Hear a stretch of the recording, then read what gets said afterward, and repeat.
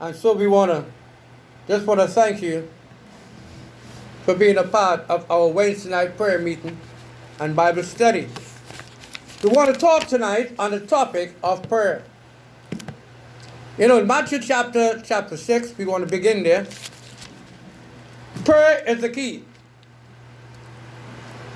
And the Bible said, that we have not because we ask not.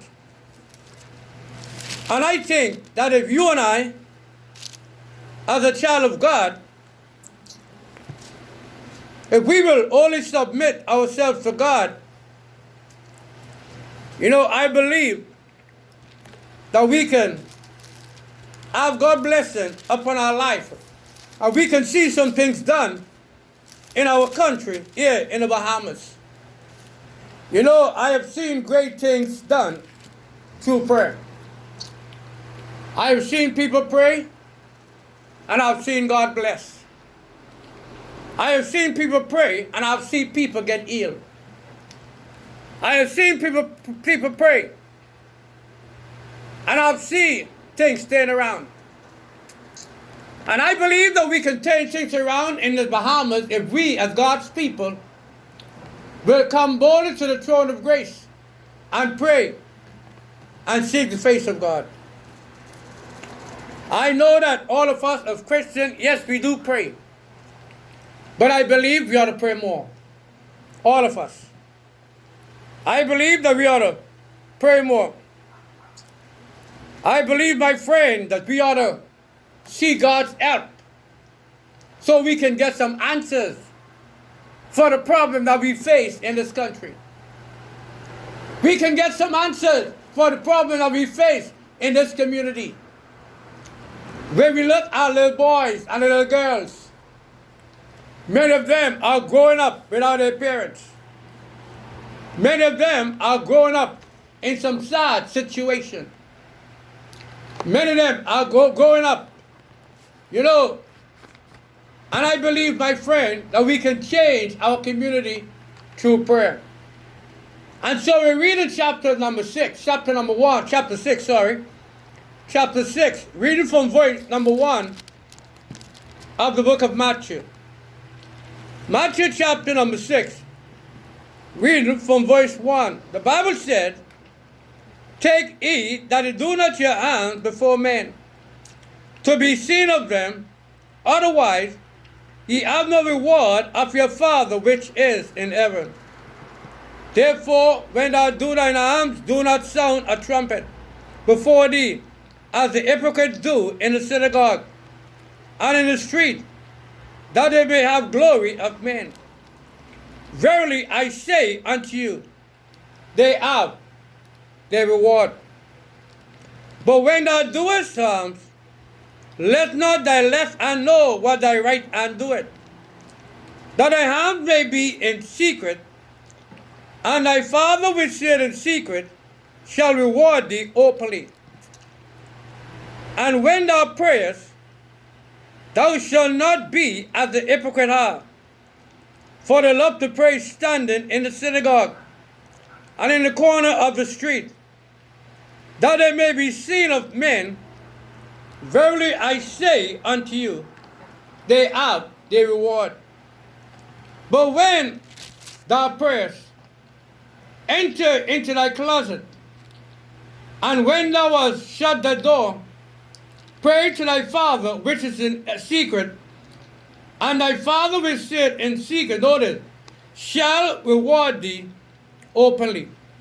But when ye pray, use not vain repetition, as the heathen do, for the thing that they shall be heard for the much speaking." The Bible said whatever you do, he said don't publicize it. I know some people who will go out and they will go out and give out a bag of groceries. And as they began to give out a bag of groceries, they got to take the camera with them. They can put it on Facebook. They can put it on social media. And they can put it on everything because they want everybody to see what they are doing. The Bible said that's not the way you do things.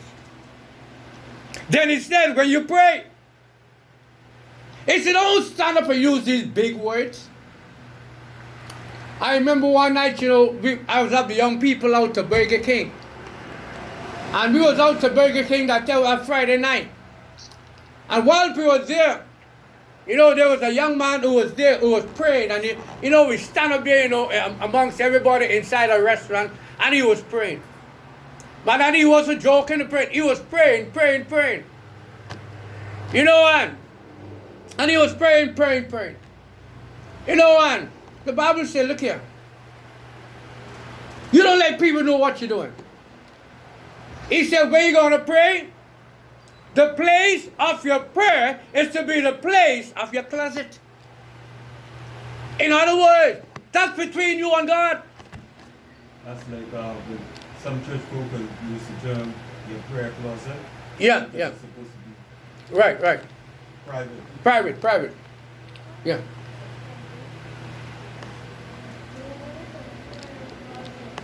Someplace secret. Someplace private. Someplace where you go between you and God. Because that prayer is between you and God. What you're doing, you're talking to your Heavenly Father in heaven. And it's only Him and Him alone that God could answer you. And He said, those people who are doing these things, He said they have their reward. Because they're doing it that they may be seen of men. No, when we come into the house of God to pray, we know that's different. Because we are praying together as a group of people. We are praying together as an assembly. But when I believe that all of us are of a place where we go together and we meet God there in our home. Maybe you want to go in your bathroom and lock up in your bathroom. Maybe you want to go in your bedroom. When you're having prayer with a family, that's different. But we are talking about a place of prayer. That where you come together and where you meet God personally. Many people don't have that. Many Christians, my friend, they don't have that place where they can go before God. Hey, we need that place. That is the place, my friend, where we come together and we go before God and we are fire up. And we are tuned up, and God give us the power that we need, that we can go back and be a blessing unto God. Our church, we need people going to pray. We need people who's going to pray for this ministry. We need people who's going to pray for soul winning. We need people who's going to pray for the sick. We need people who's going to pray for those, my friend, who are waking. That is what we need. We need people who's going to pray. And the Bible says, my friend, we ought to have that place of prayer. As we have seen in verse number 6 said, but when thou prayest, he said, enter into thy closet. And when thou hast shut the door, pray, notice, to thy Father which is in secret. And thy Father which said in secret shall reward you openly. Yes, you go in your prayer closet, and that is between you and God. But He said, when God bless you, He's going to bless you openly, and everybody going to see that there is the blessing of God upon your life. Many people, they only do it because they want to be seen of men. And so, the place of prayer is your closet. Now, look at the period of prayer. The period of prayer. Look at Luke chapter 18 and verse 1. Luke chapter 18 and verse number 1. As Jesus said, and He spake a parable unto them to this end, that men ought always to pray and not to faint. The word faint means to quit. And so, what is the period of prayer? Always. Always in a mode of prayer. Sometimes I'm driving, going up the road, I'm praying. Sometimes when I do go walking, I am praying. Just now, I was walking down the road and I was praying. Sometimes I may sit down home and I'm praying. I may lay down on the bed and I'm praying. Hey, but you and I, we should never get out of the form of prayer. We should always stay in the spirit of prayer. Hey, I remember the story of Dr. Oliver B. Green. Dr. Oliver B. Green, he gave his testimony in the book that he had written, The Black Sheep of the Family. And Dr. Oliver Green was a very bad boy. You know, and he told his story in his book that one night, you know, he used to always rob this man's shop. I know he was just planned this night to go rob the shop. And he was walking by the open field, and he was heading towards the shop where the man is. But the man was inside a shop that night with a shotgun. And the man was saying, look, I'm going to kill the person who come and break open my shop tonight. And as Brother Oliver Green was walking, you know, towards the shop, the man saw him. And he called out and said, Oliver, you better go home tonight. Because I am in my shop and I'm waiting to kill that person who coming in my shop tonight. Dr. Oliver B. Green, you know, he was the one. And the man did not know that he was warning the crook. But you know why? At that time, Dr. Oliver B. Green's mother, she was at home. And she was praying for her son. She was praying for God to protect her son. And God answered her prayer. Dr. Oliver B. Green, my friend, he turned out to be one of the greatest evangelists that you could ever think of. He started the Gospel Hour Hinge. You know, and he has written many, many books. You know, he died, but his program is still alive today. I'm telling my friend why. His mother was praying for him. Prayer changes things.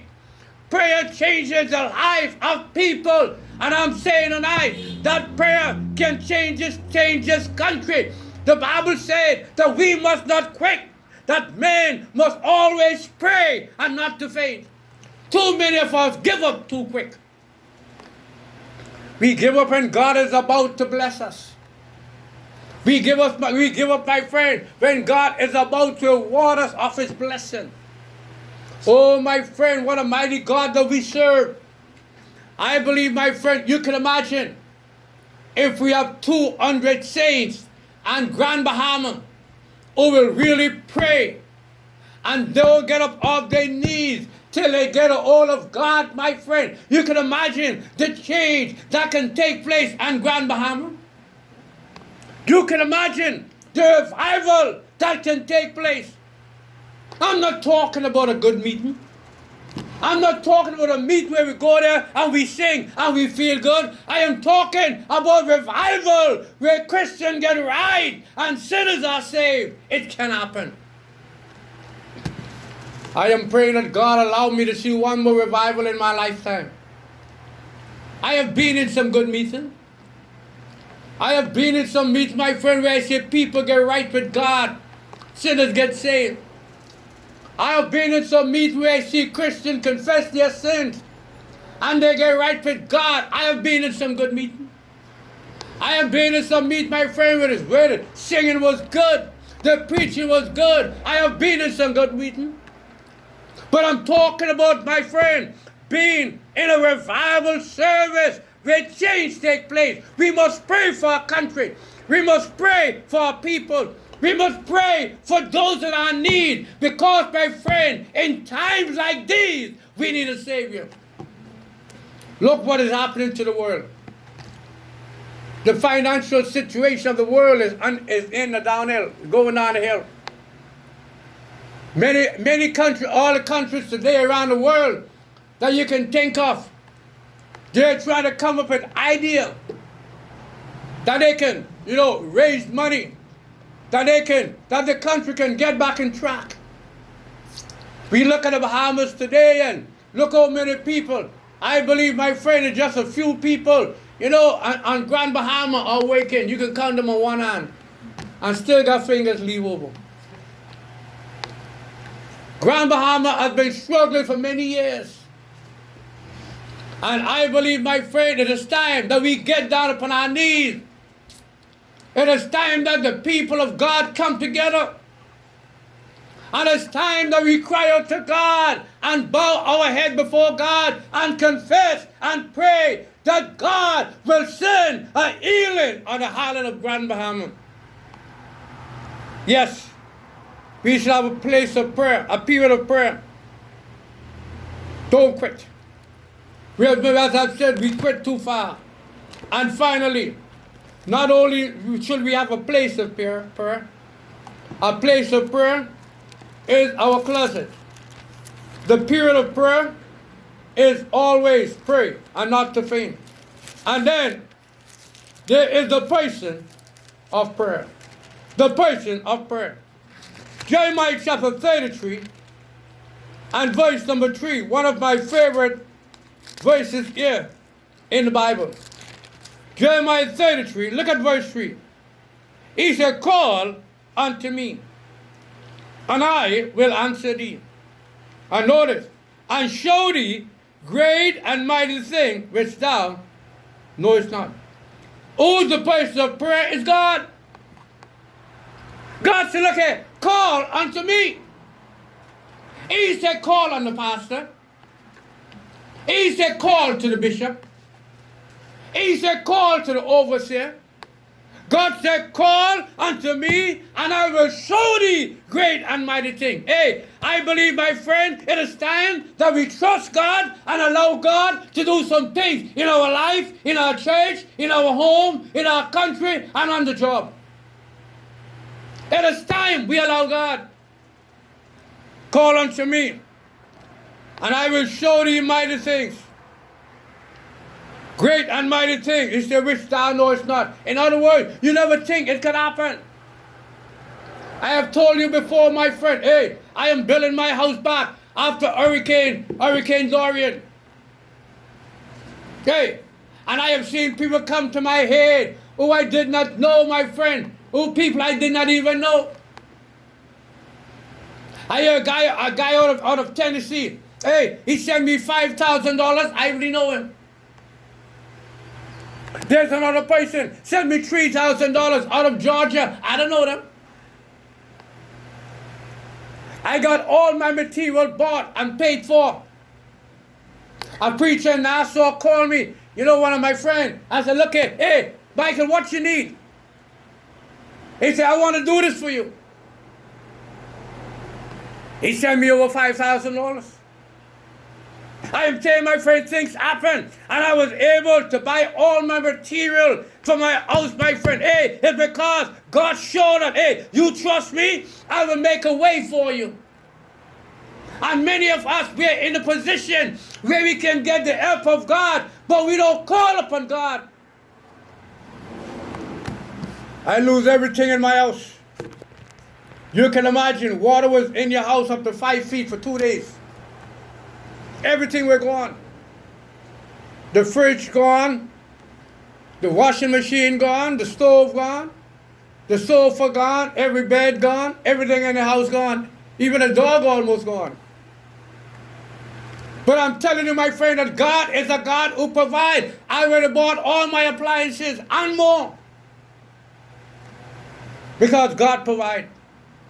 Hey, because God said, call upon me. When we seek the face of God, when we trust God, I'm here to tell you tonight that God can provide. It was the children of Israel who said to Moses, can God furnish a table in the wilderness? And Moses showed them. Moses showed them that God can. God provided the quail. He provided the manna. He provided water for the children of Israel in the wilderness. He take them all away, my friend, into the promised land. I am telling my friend, you are no different today than those people in the days of Noah time, or in the days of Moses, or in the days of Joshua. Because the Bible said that God is the same yesterday, today, and forever. It's just that people today, they lack faith in God. Hey, I believe it is time that we put our faith in God and trust God, because I know that God is able and God can do all things. I have seen people, my friend, who are sick. We prayed for them. One lady, the doctor gave her up. The doctor said, boy, in a few months she'll be dead. Because give her what, something like 6 months or something like that. The lady lived for almost 13 years and then she died. Oh, my friend, when the doctors give you up, my friend, oh, God will step in and God can make a way for you. Hey, because the place of prayer is our closet. The period of prayer, my friend, is not to quit. The place of prayer is God, because God said, look here, He said, call upon me. It is time that we call upon God. I am calling upon God every day that God will give us our building there in Elburn Town.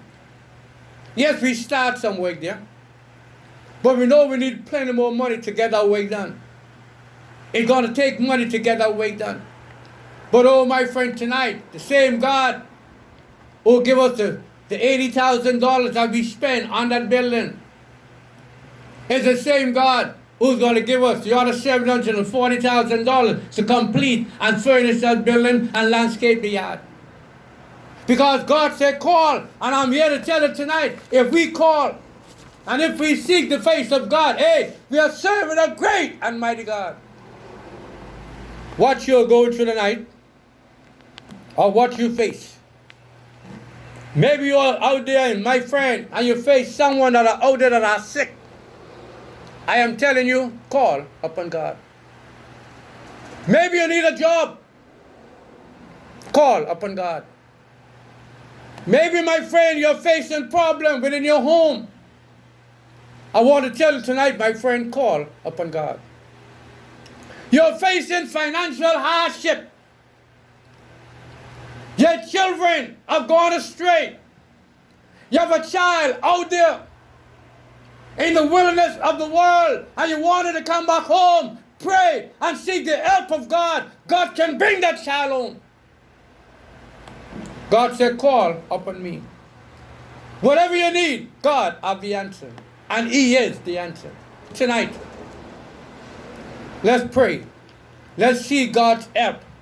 Let's come boldly to the throne of grace, that we can obtain mercy and find grace for help in time of need, because we are living in trying times. And tonight, whatever you face with, God can help you to go through whatever situation that you're faced with. Will you allow God to help you? Will you allow God to make a way for you? When the children of Israel out of Egypt come to the Red Sea, they did not know what they was going to do. When they looked, my friend, there was mountain on both sides. There was the Red Sea in front of them. And there was an Egyptian coming behind them. Oh, they began to round Moses. Moses went before God and Moses prayed. And Moses came back and said to the people, stand back and see the salvation of the Lord. And Moses took that rod and he pointed over the Red Sea, and the Red Sea parted. And the children of Israel, they went over on dry land. Why? Because Moses see God's help in the matter. Whatever you face, God have not bring you this far to leave you. He can make a way. If you're listening to this program tonight, I want to tell you that God is our ever-helping God. Whatever you face, trust God. And if we can be of any help to you, just call us. The number here at New Testament Baptist Church is 533-1749. Area code is 242. 242-533-1749. May God bless you, and we'll see you again next week, Wednesday. Thank you.